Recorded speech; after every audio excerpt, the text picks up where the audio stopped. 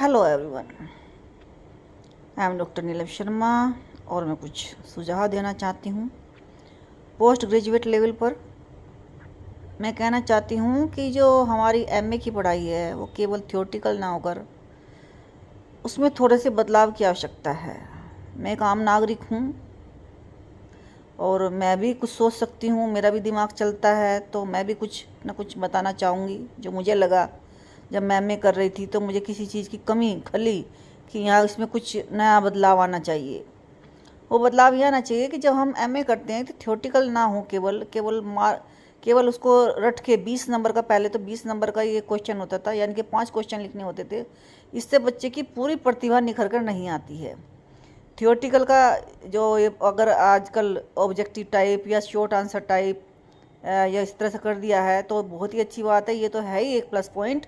इसके अलावा भी उन्हें एक प्रोजेक्ट वर्क देना चाहिए कि जैसे हिस्ट्री का बच्चा है उसे हिस्ट्री से संबंधित कोई चीज़, ये नहीं केवल प्रोजेक्ट की लिखना ही है। हिस्ट्री से संबंधित हिस्टोरिकल कुछ जो है कलेक्शन करना, हिस्ट्री से संबंधित कोई कलाकृति तैयार करना, पुरानी जो हिस्ट्री से जो इतिहास में जो हमारी किसी न किसी चीज़ के मतलब कुछ न कुछ बनाना।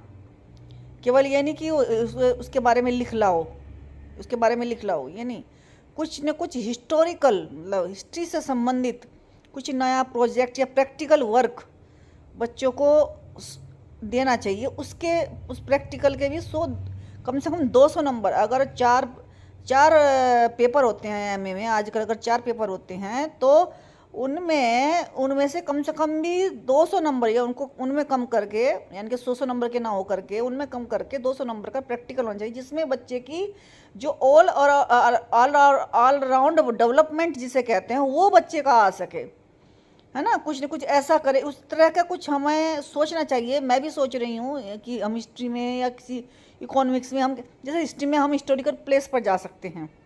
मेरा तो जो सजेशन है, जो मैंने सोचा है अब तक, तो हिस्ट्री अगर हम बच्चों को पढ़ाना चाहते हैं और उसको हिस्ट्री से संबंधित ज्ञान देना चाहते हैं और चाहते हैं कि एमए में करे तो वो, और अगर एमए में करे तो किस तरीके से मतलब वो पढ़े, तो हिस्ट्री पर जा सकते हैं। वहाँ जो शिलालेख होते हैं उन पे जो उनके बारे में उनके बारे में जो है वो इकट्ठा करना, उन्हीं की कोई हिस्टोरिकल प्लेस पर टूर ले जाना और वहाँ बच्चे को कहना कि यहाँ से आप जो कुछ सीख रहे हो उसको आप लिखिए या कुछ बनाइए, उस कलाकृति को बनाइए, उस जैसा कुछ निर्माण करिए, है ना।